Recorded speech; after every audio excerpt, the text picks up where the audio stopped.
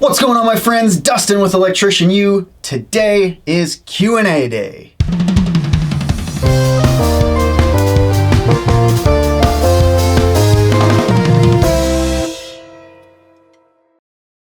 Now, before we begin, trivia time! Who invented the light bulb? You think you know this one? You think you know this one? Let's see.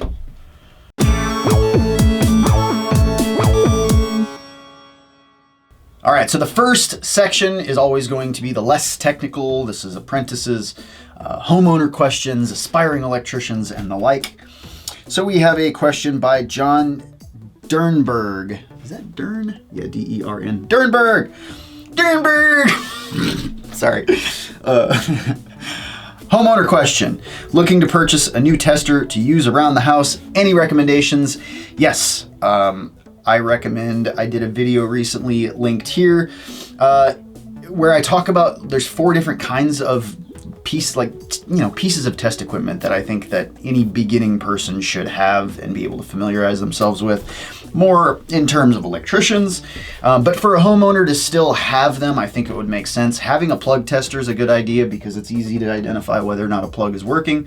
It has the GFI function on it. A lot of them do. You have a little button where if you're at a GFCI circuit, you can trip the entire circuit, test whether or not your GFCI receptacles are good or bad. For an actual tester though, like a multimeter, that has different settings, the amperage, voltage, all that stuff, I would go with something that has the least amount of functionability as possible, being that you're not an electrician that knows all the different things. So the T5-600 from Fluke, there's a T6-1000 from Fluke also. Up in the air about the quality or whether one's better or not. One's newer, but the T5-600 is like a banger, dude. Like anybody that has ever had one has no complaints. It's like getting a Toyota Tundra or like a GMC Sierra. You're guaranteed to not have any problems. They're just solid all the way through and through. So I would get that. It's probably like 110, 120, 100-ish bucks. But really good quality. And there's very few settings that you have to go through. There's voltage, amperage, resistance. It'll do continuity. That's about everything that you need to know. There's a little jaw so that you can stick, like a wire in between the jaw, and it actually senses over a wire how much current is going through that wire. Or you can set it to the amperage setting and use the actual probes to see how much current is going from one probe through the meter to the other. But those are really the two. I don't want to recommend you get a tick tracer because a lot of people don't understand what a tick tracer's function is for. It's really identifying which of multiple wires is being turned on and off. Essentially, you're not using it to tell whether there's actual power available or anything like that. It's kind of misleading. There's specific times in which to use it. Again, watch that video in the card that just popped up to understand why and how you would want to use that. Next question. Donald Bain? I don't know. Do you need to take any math classes or other classes to be able to be an electrician? This was on the Shorts How to Install Receptacles video. At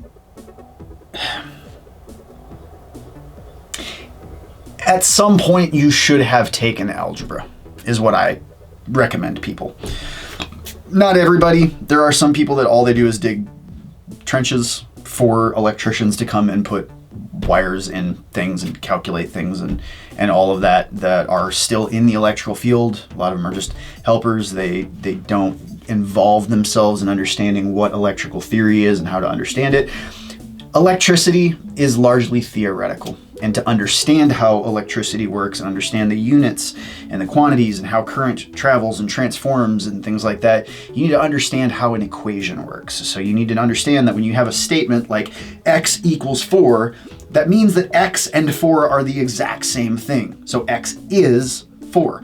If you have an equation that is like a times b equals b times a, you need to understand like both sides of an equation are equal. And so when you're doing complex math, algebraic things where you're trying to figure out, you have multiple different variables and you're trying to figure out how to make one quantity or one grouping of variables in an equation transform into something else to find missing values, that's about the extent that you really need to know math. But that is algebraic, and so you need to have at least come across some sort of basic understanding of algebra, arithmetic, like basic math. You don't have to know trig. Trig does help you. A lot of weird, tricky layouts and stuff. If you know trig, if you can figure out really like triangles, squares, geometry, it's really more geometry than trig. Trig's more into like sine waves and stuff like that. So I really don't think that we would use trig unless, again, if you're like looking at the calculus side of understanding electrical theory. There's a lot of engineers that can do differential equations, and there's a lot of things that can be understood from integrals and things like that in calculus when talking about electrical theory to understand what electrical theory is. But that's at a very high level of understanding. That's not something that an electrician needs to know. I would say as long as you know how to add and subtract fractions, maybe multiply and divide them, as long as you know about percentages and being able to move a little dot, point, period, whatever, around in an equation, how to deal with percentages, like do math to figure out if something is 80% of another thing or 125% of another thing, what is that number, how to multiply, how to divide. That's really about it. We deal with fractions a lot on a tape measure, but you can kind of like visually figure out how to do the math on fractions. But there's going to be a little bit of exponents, like a number squared or the square root of a number. But it really doesn't get much more complex than that. Again, like it depends on how thoroughly you want to understand electricity. Permastoned podcast on the AFCI, GFCI, DF video. Do you have to have classroom time to be a journeyman? No, I don't have any classroom time. I'm a journeyman. Well, I was a journeyman. I'm a master. Oh yeah. Still, no classroom time. I've taken some classes, like exam prep classes, and that helped a lot because it was like a crash course in understanding a lot about the code book that I had not understood up until that point. But I've gone everywhere without any kind of classroom. Now, that does depend on where you're from. Some states do require it. Places like Canada, I think most of Canada, you have to go through actual schooling to be able to get into an apprenticeship program. So it depends on where you're at. But for the majority of places around here, the answer is no. If you're in the union's going to put you through a classroom program. So the answer would be yes in the union. I think most often they have the JATC program. But like I think for the majority, no is the answer to your question. We've got Smoky Bandit 19 on the Shorts 10 Power Tools video. What do you think of the new Ryobi brushless tools apprentice starting out in the commercial field 2 months in? Bro, I think for you, Ryobi brushless is actually not a bad thing to get into. You're going to be able to get a set of tools much cheaper. You are going to end up replacing all of them because they're not going to last like a Milwaukee fuel set would, or like a rigid octane or the DeWalt XR, or even the Makita. I don't really like to promote Makita these days because they're not making as quality of tools as they are just trying to make everything really compact and small and then gimmicky with the whole 18 and 18 36 volt thing. So I don't know, just not a fan of Makita these days, but they do have the LXT line, which is their pro grade. So every one of these tool companies has like the normal cheaper versions of the tools that are, like 18 volt. And then they've got their pro version, which are like way more expensive, way more heavy duty, better motors, stuff like that. Not all the time. Some of these brands use the same motor in every single drill, or in every tool. But I would say Ryobi is always my recommendation for homeowners that don't use tools very often. Now that they have brushless sets and they're starting to get a little bit more beefy with their tools, I think it's okay for an apprentice who's learning how to use tools to have a Ryobi set to start out. I know plenty of apprentices out there right now that are using Ryobi. They work, that is the statement. They work. Is it something where you're going to be able to use to drill like 40 holes through steel and still have a drill that's not burned up at the end of the day? that's a little bit different, you know? So I would say up until you're journeyman, maybe once you're a journeyman, then start to look into getting yourself really expensive, good, high quality shit, because at that point you're like pro level, you know? And so you need to have pro stuff. That's for your multimeters and stuff too. You can get away with like the little Home Depot special cheap ass multimeter for a little while you're learning and trying to understand values. But when you go and see a journeyman or a master, when they're pulling out their different fluke, you know, digital multimeters or their testers and they're testing values, and you hear the response time in the continuity testing, and you see the difference in values and what level of values you're able to get up to what, you know, like precision, all the different functionality, everything like that. You're just going to want to go with something more pro grade because it's more tools and it's better equipment and it's going to afford you to do your job better. So that's my answer. I typically don't recommend anybody buy Ryobi. Back when I was sponsored with Home Depot and we were doing all the tool reviews, I got to meet with every single one of the brands and talk about what their marketing gimmick and who their direct, you know, their target market is and everything. Ryobi doesn't try to be the pro grade trade certified tool brand. They know that like Milwaukee and DeWalt kind of have the gamut, Rigid too. That's the pro grade stuff. Ryobi's like, no, we're just gonna make stuff for like homeowners and the everybody else's out there that also need tools that don't use them for like super hardcore shit. They just need a drill in their garage from when they're like working on their car or whatever. That's what Ryobi is for. But being that they're doing brushless stuff, their batteries are getting a little bit better. I think as an apprentice, it's okay. John Moorman on the Q&A from April 9th. How do I keep track of my apprenticeship hours?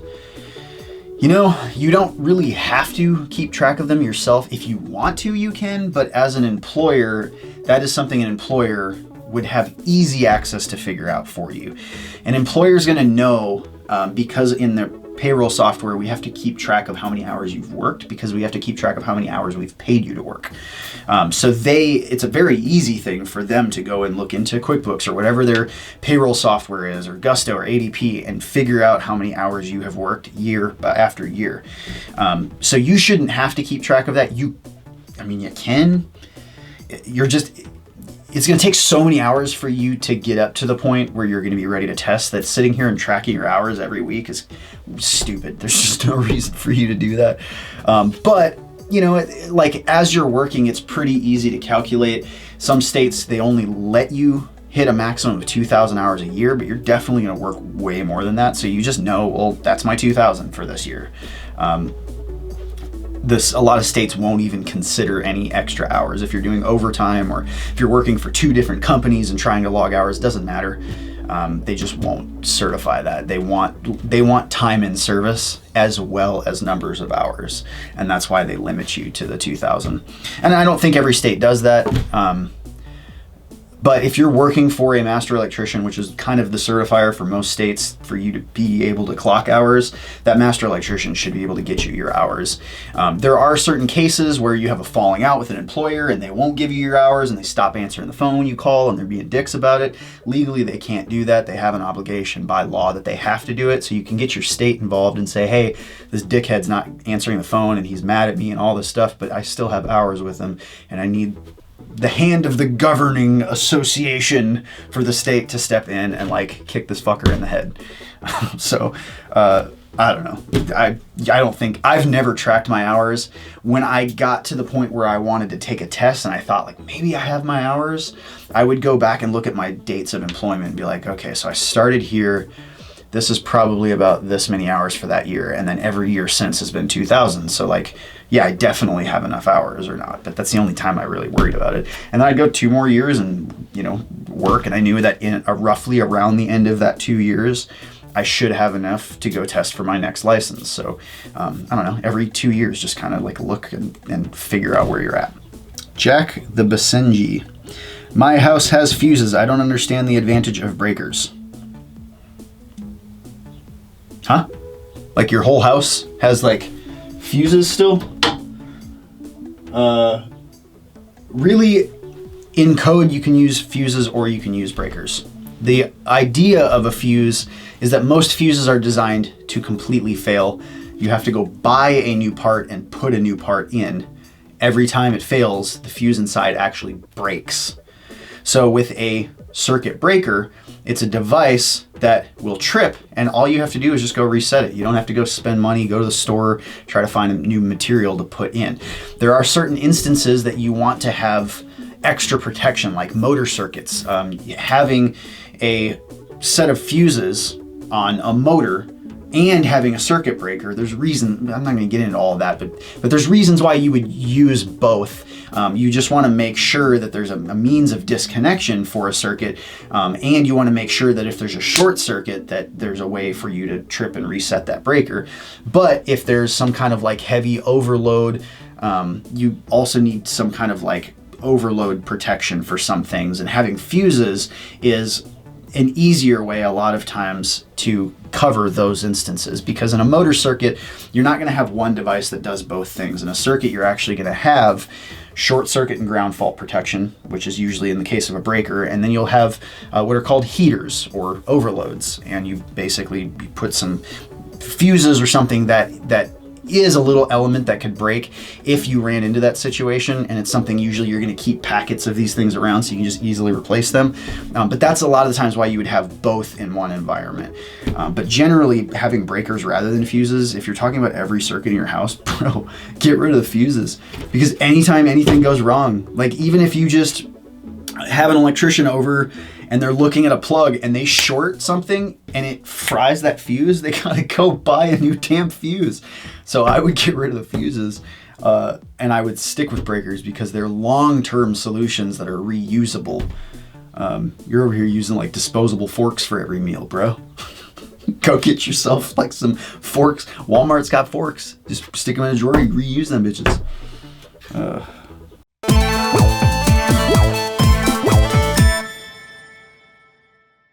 All right, so now we're going to go a little bit more technical.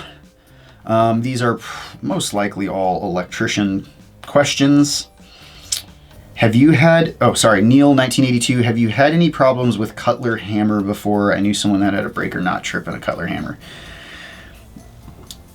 Yeah, I mean, I've had problems with every kind of breaker out there. So I've been doing this for 14 years. In that time, I've come across almost every brand you can imagine. Every brand has had problems.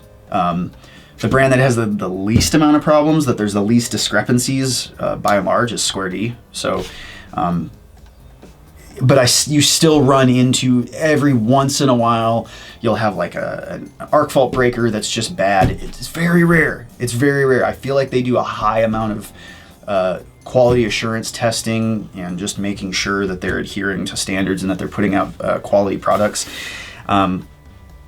Cutler hammer's actually been pretty decent too. The only things that I've really come across bad with cutler hammer are in their CH line of breakers, because they have a BR line and a CH line. Some of their arc fault, like their combination arc fault breakers, have just gone bad and they needed to be replaced. And it seems like between Siemens and Cutler Hammer, I see the most nuisance tripping on their arc fault stuff and ground fault stuff, and I see the most amount of breakers just not lasting. You know, they just go bad. Something about the internal circuitry and how it's designed, maybe too much heat over too long, just makes the thing not work anymore. So a lot of the inspection reports that I'll get from like realtors to go and do like a punch list, I go and they're like, oh, there's these arc fault breakers not working, and I'll go in there and try to test, and sure as shit they're not working, so I'll go replace them. But anyways, that's about the most that I've found. There's not a whole lot of, like most modern circuit breaker makers, circuit breaker makers, they're quality these days. You know, like everybody's pretty much making quality stuff because of all of the old history of the old outlawed breakers, the Federal Pacifics and the Zinskos and Pushmatic and all of that stuff. The standard is a lot higher these days, and nobody wants the liability of not having breakers that work and then there's a fire and it kills a family. So you are going to run into problems from time to time. Not often, but with Cutler Hammer and Siemens, that's probably where the problems are going to lie the majority of the time. Turbo flush from Shorts. How to install a receptacle. What is the method for running wires on a block wall with 3/4 fir strips to be covered with drywall. Must it run in conduit because of its proximity to the surface? I gotta read that again. What is the method for running wires on a block wall? Oh, so you've got like I've got a wall that's made like a block wall out of cinder blocks, and they're securing an extra bit of wood in strips like every 16 inches so that they can put sheetrock over it. That makes sense. Must it run in conduit because of its proximity to the surface? That's a really good question. So there's not a code answer to that, right? Like this is just one of those situations that you would try to look into code. You would try to figure out, how do I protect these conductors so that nothing happens to them? One way, there's probably 10 different ways. 10 different people would do 10 different ways. Some people would like take a saw and notch out, some of the block wall and try to get the wire embedded in the block wall. I've seen people put metal clad cable, MC. I've seen people use UF, so that way if something does hit the conductors, it's less likely that it's actually going to damage it.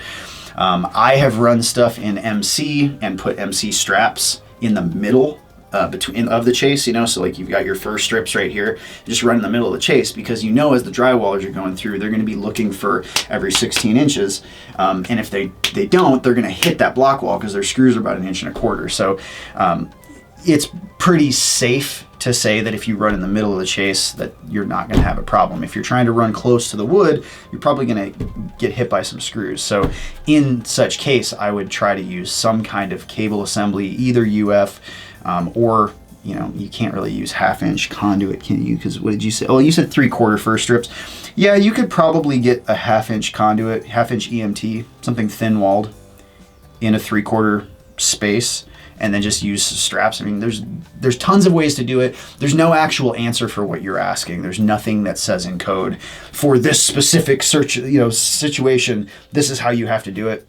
You just have to keep in mind whatever you do to try to protect the conductors. So I think the way to protect the conductors in that situation is to stay away from the studs, knowing full well that they're probably going to get a screw through them. Maybe doing 1/2-inch EMT in those situations, maybe trying to keep most of your wires up in the ceiling, so doing very few drops down the wall if you can, or using MC. If you have to cross over from chase to chase to chase, then that's something I would use nail plates. You could probably notch out the fir strips, run your Romex or your UF or whatever you're going to use. Honestly, I think if you're going to use UF or MC or Romex, there's just as likely of a possibility of something screwing through all of it. So it doesn't really, you could probably just still use Romex. If I'm being real, you're going to get a screw through a piece of UF just like it would go through Romex. It's going to have a little tougher time, but it's still going to go through. Even MC, I've had screws go right through MC jacketing because it's corrugated, it kind of expands a little bit. So even, just like Romex, I think is fine. But I would, if you're going through different chases, definitely use nail plates at every place where you'd make a notch. And then for everywhere else, just try to stay in the middle of the chase. And they make MC straps. They're actually Romex straps, but they're a one-hole strap, so it's just like the little C shape with the little thing that you use to secure MC. But they actually make them for Romex too, so they're not completely round like that. They're actually kind of flat. So they hang on to flat cable more, but you could anchor those in the wall. Again, there's like 10 different ways. So kind of a uniquely bizarre question. Thank you for asking that.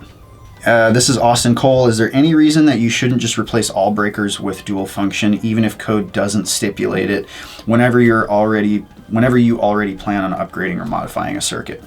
This was on the arc fault, ground fault, and DF video. So that's a good question. Why not just make every single circuit in a house dual function? It would be crazy expensive. Most modern houses, especially a lot of the big custom homes that we're doing, you're already going to be buying all of these combination arc fault breakers. So they're already expensive. You're going to have the majority of your circuits be arc fault.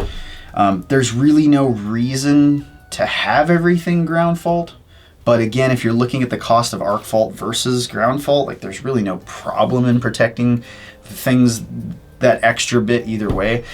With ground fault technology, there's a lot of nuisance tripping that happens. So the only thing that I would be concerned on is anything that has a high chance of arcing for the breaker to feel like it's going to trip on a ground fault. With ground fault technology specifically, motors, things that are induction loads or things that arc at all can tend to kick GFCIs out. So, I mean, my only thing is like you might have a lot of nuisance tripping because either that or you'll have like some weird harmonic or nonlinear load or something from some computerized equipment or fast, changing power supply. There's a lot of weird shit in houses that could make nuisance tripping happen. But if we're being real, I feel like as the years progress, we don't go backwards, right? So we're not getting less GFI rules in code and we're not getting less arc fault rules in code. I think it's going to be very possible that every single load in a house at some point is going to have to be both arc fault protected and ground fault protected. Because really, like, if you're going to have a breaker on a circuit, why shouldn't that breaker be able to sense thermal trips, short circuits, ground faults, and arc faults? Every single breaker is that smart to be able to diagnose anything on that circuit, not nuisance trip, and be extremely reliable over time. I think that's the way it should go. So that's actually a really good question, man. Like, for now, my reason for saying not to worry about it is because it's just going to be so expensive. Like some of these breakers are like $50, $60 a pop. So if you're talking about having to put 40 breakers in, I mean, you can get away a lot of the times with some circuits where you don't have to. So that's why a lot of people don't do that. But I do think, again, that like as we progress, I think everything 220 is going to be arc fault, ground fault at a certain point. And I think that everything's going to be ground fault as well. So I think we're moving in that direction. If the manufacturers had any say in the matter, they would definitely do that. And the manufacturers, for the large part, are the ones that are making all of our electrical code. So, good question. That was interesting. Okay, Robbie Morris. If every circuit, this is on the Why Do We Bond video, if every circuit is connected to the ground by the ground wire, doesn't that mean that every circuit is connected to each other because everything is connected to the ground? No. The reason why the ground wire is only there's multiple different ground wires. So when we're talking about ground wires, you need to use correct terms. The equipment grounding conductor is probably what you're talking about by saying ground wire. But where you are talking about the attachment to earth, that one stake that we have out at the service with a wire that goes up into the panel, that's not an equipment grounding conductor. That's a grounding electrode conductor. They're for completely different reasons. You could take that stake up out of the ground and just completely delete it, and the electrical system's not going to act any differently. Everything's going to keep operating the way that it would normally. You could also leave that in the ground, and you could take every single ground wire in the entire house completely out of the system, and everything's going to just keep working the same that it would before, because the circuit is the hot and the neutral.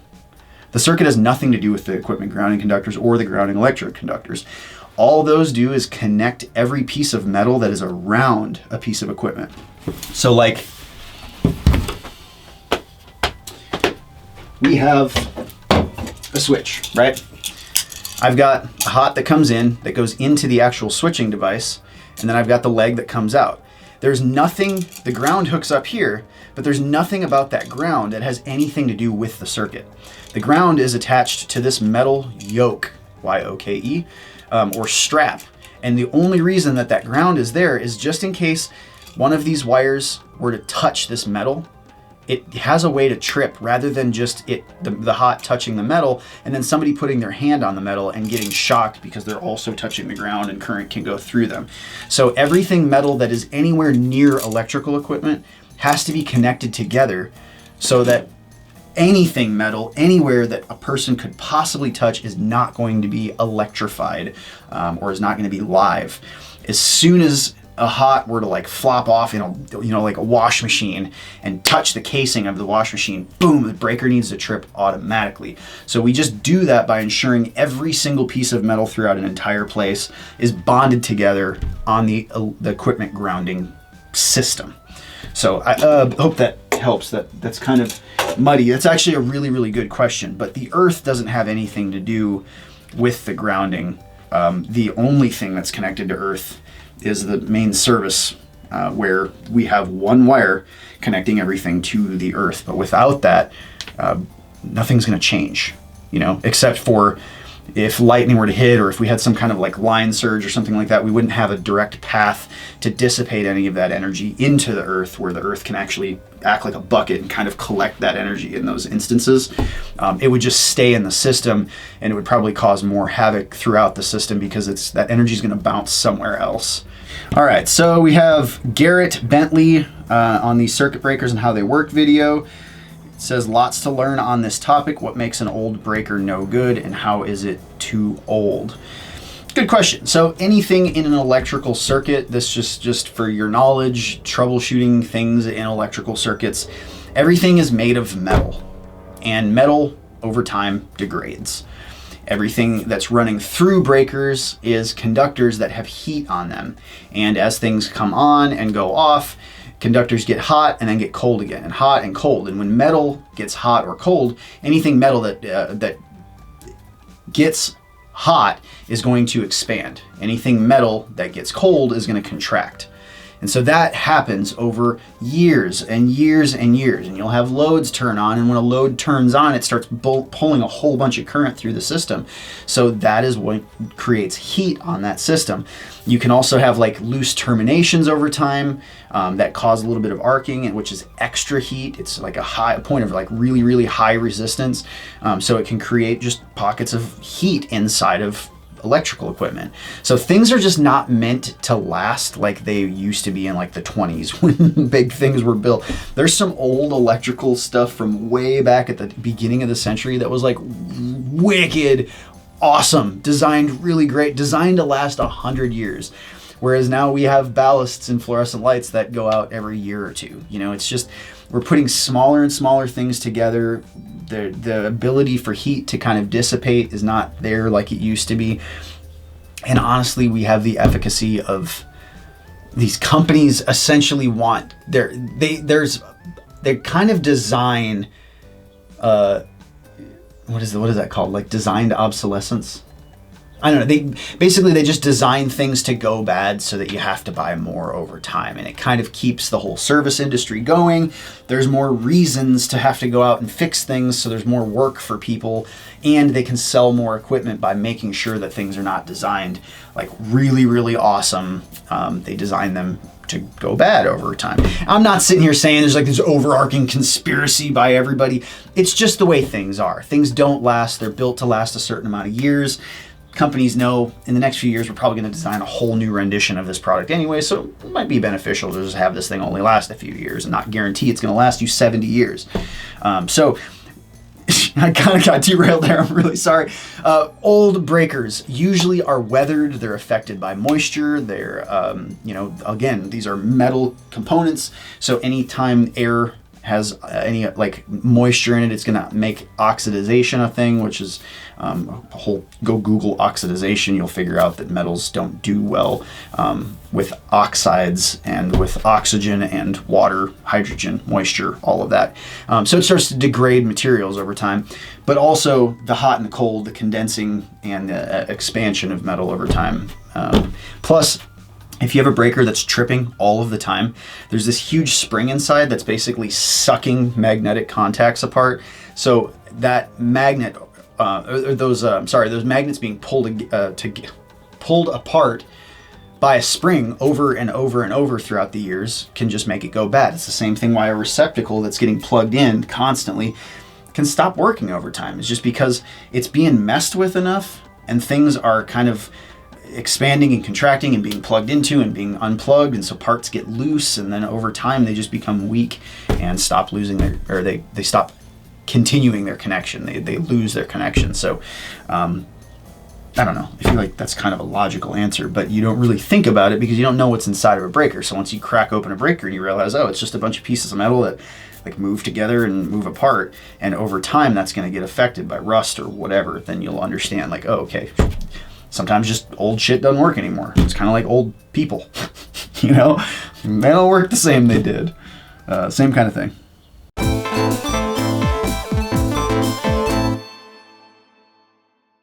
Now we have the technically nothing questions. So this is the fandom and random section. Christopher Farrell. I feel like Farrell's right.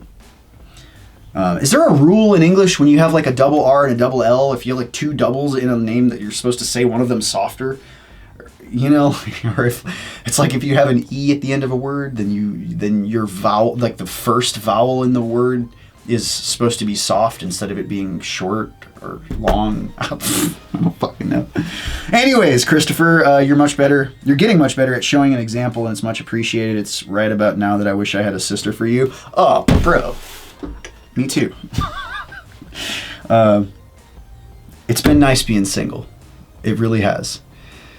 I have found out about myself that I am a super hustler when I don't have any distractions in my life. I quadruple down on my work, and I get into these patterns, and I keep these established patterns for myself until something comes into my life to break that pattern. And oftentimes that's a woman. You know, it's not like there's something inherently wrong with women, that women fuck up my whole everything and make me stop doing what I'm doing. It's that I choose to stop doing what I'm doing because I have this new thing to like cuddle with, you know, and like Netflix and chill and all that jazz. I stop caring about all of the other things that are like super important in my life, and I start just caring about this other person, and that spends most of my time. So it's been nice to not have that, because now I have a pattern. I get up every day. I do all of these things that make me really, really happy, and I've been doing it for a really long time, so much so that I don't want to stop doing it. I don't know when I'm going to be ready for that kind of a thing again, or if I'm going to be ready for that kind of a thing. But anyways, it's good to see somebody out there that wants me to date their sister. You know, one thing I've thought about, what I think it'd be really cool, is to meet another content creator. So I am a hustler, right? Like, this is what I do. I like work all the time, and I'm always filming and always making content.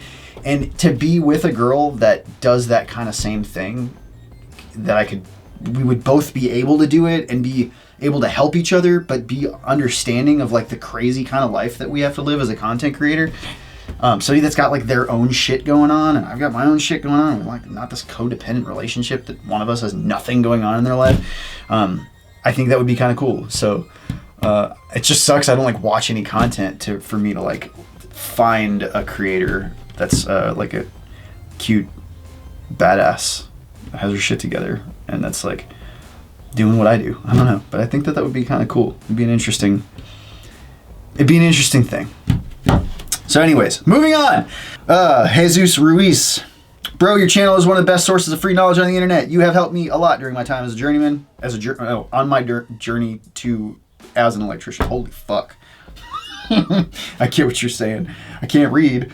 Thanks so much for what you do. Thank you, man. I really appreciate you taking the time to like leave a positive comment. It's very like, people are so quick to just throw out bullshit, you know, and like hate on somebody in comments.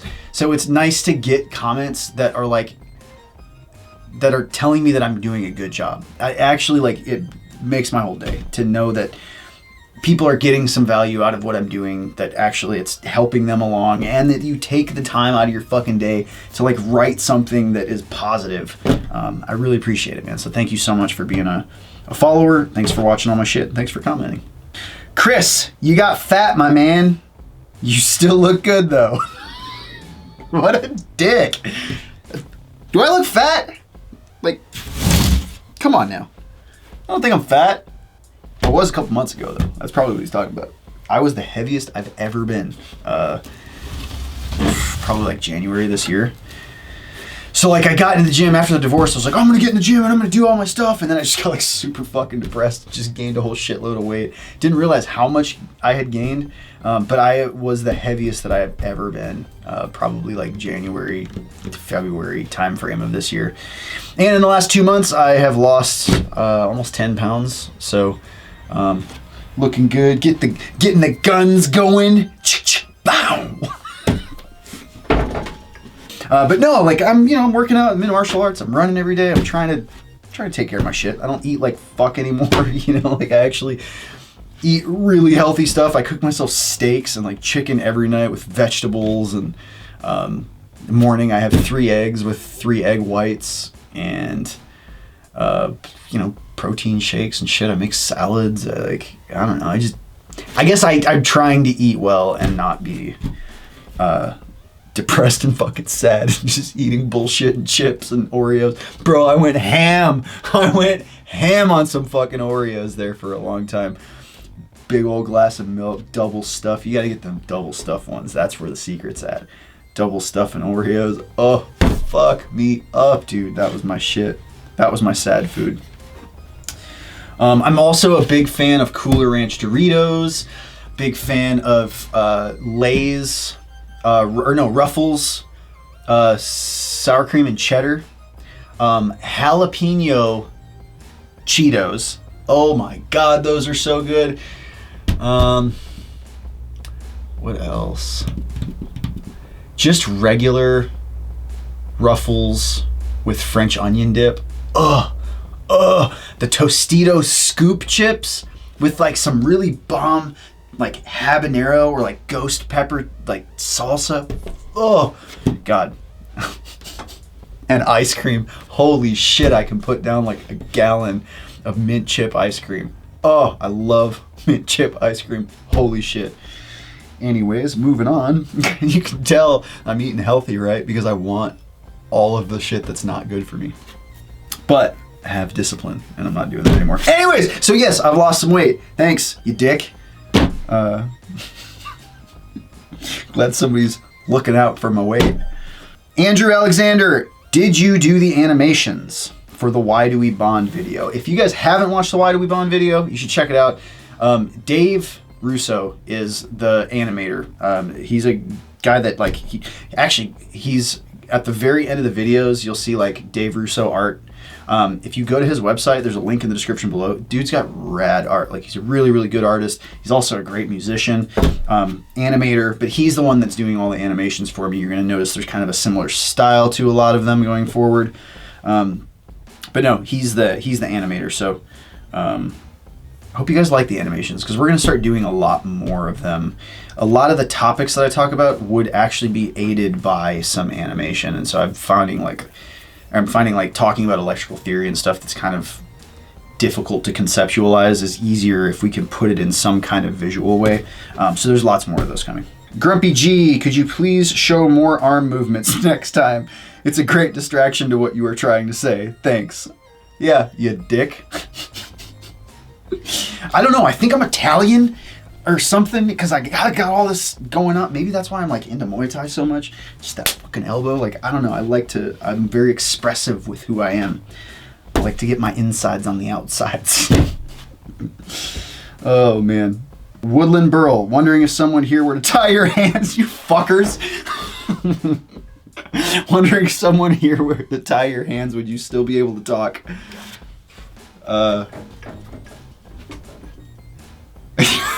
I got nothing to say. Holy shit, that's funny. I wonder if one day I should just wear a straitjacket and try to do one of these episodes. It feels so limited. Oh, you guys are fucking assholes. I love you. We got Cornelius Peary. If you're an electrician, could someone reply to this comment? I have some questions. I'm an electrician. I'm replying to this comment. What are your fucking questions, man? Why didn't you just ask the question rather than saying that you have some questions? That was a wasted opportunity, because bruh, yours made it in the episode and you didn't even ask a question. Shit, dude, I'm so sorry. Not really. Andrew Alexander. Hey, that's 2. You don't get to have 2 questions on here. Well, it's actually a good one. So, Andrew Alexander, this is your lucky day. What's the difference between subscribing and joining? And why don't I see a join button next to the subscribe button on the Electrician U homepage like it shows in the video clip during Dustin's plea to subscribe? I don't know. Fix your shit.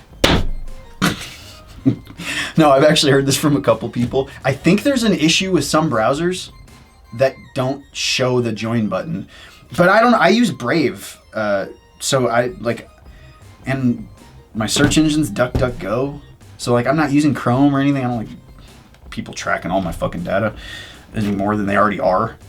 So I use a weird browser, but I've used Mozilla, Firefox, Opera, Internet Explorer, Google Chrome. It seems like all of them work, but it might be a browser issue. Try a different internet, like a different kind of internet. Also, maybe if you're not logged into your YouTube account, maybe if you're like as a guest or something, or there's like some weird setting that's not allowing you to see promotions, or there's the likelihood that the whole channel membership's so new that not everybody's able to see it. Maybe it hasn't been fully rolled out. I don't know. I will look into that though. All right, last one, just me. Speaking of fucking weirdos. Just me.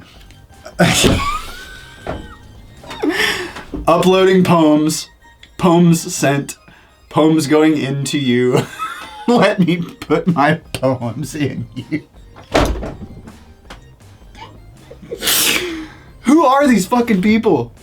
Oh, God. That's creepy as shit.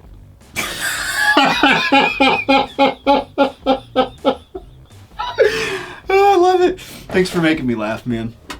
All right, that's all you get for today. That one, that's how I'm going to close it, on a good laugh. Holy shit. Seriously, I love you fuckers. Dude, I do. Oh, my God. That one almost made me cry. It did. I'm leaking out of my eyes.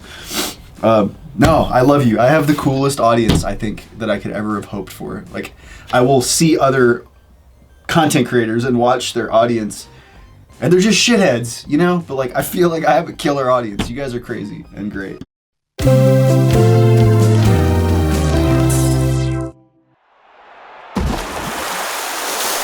Who invented the light bulb? All right, so the answer to today's trivia question of who invented the light bulb. If you said Thomas Edison, you're wrong! Thomas Edison did not invent the light bulb. Thomas Edison was the rich white dude at the time that got credited for inventing the light bulb, but really Thomas Edison was the first person to patent.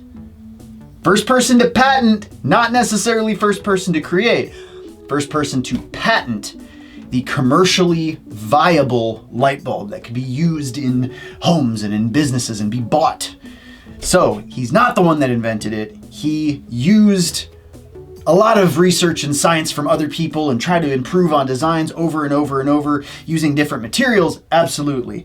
But let's get into it. There's a dude named Lewis H. Latimer. The reason you don't know him is because he's African American. At that time, any African Americans that were, this is, you know, what are we like talking, 1879, I think, is when the patent for Edison's, 1876?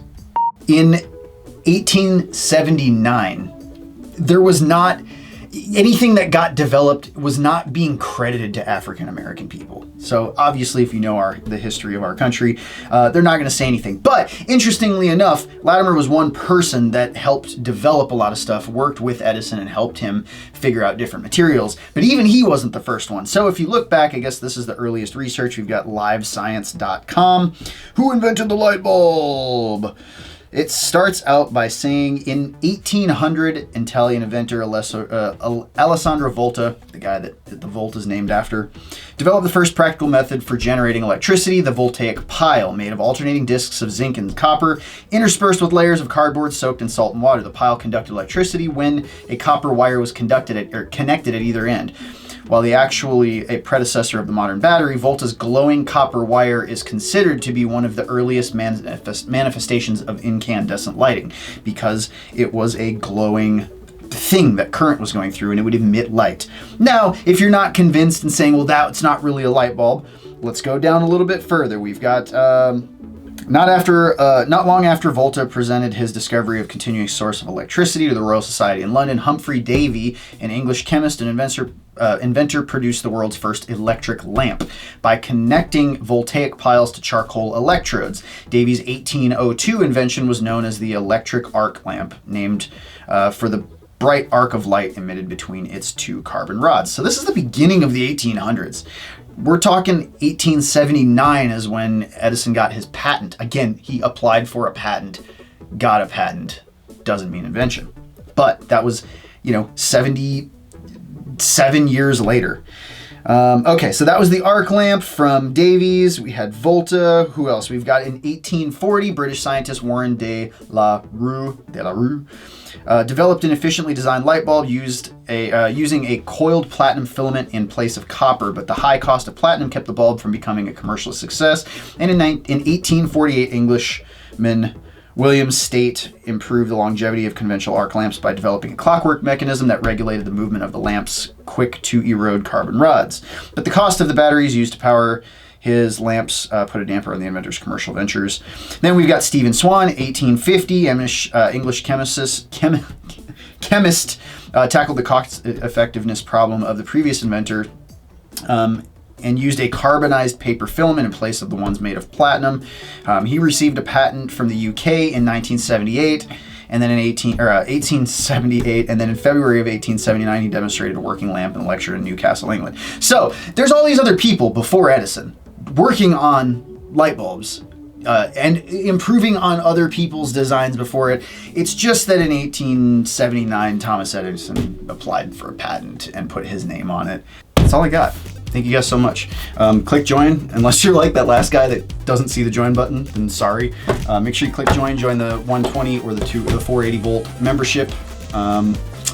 Hit like, hit subscribe, hit the little notification bell thingy, that way you know when I have all the new episodes coming out. Follow me on the Facebook, the TikTok, the Instagram, the Twitters, the shits, all the shits. Anyways, love you crazy fuckers. See you in the next one.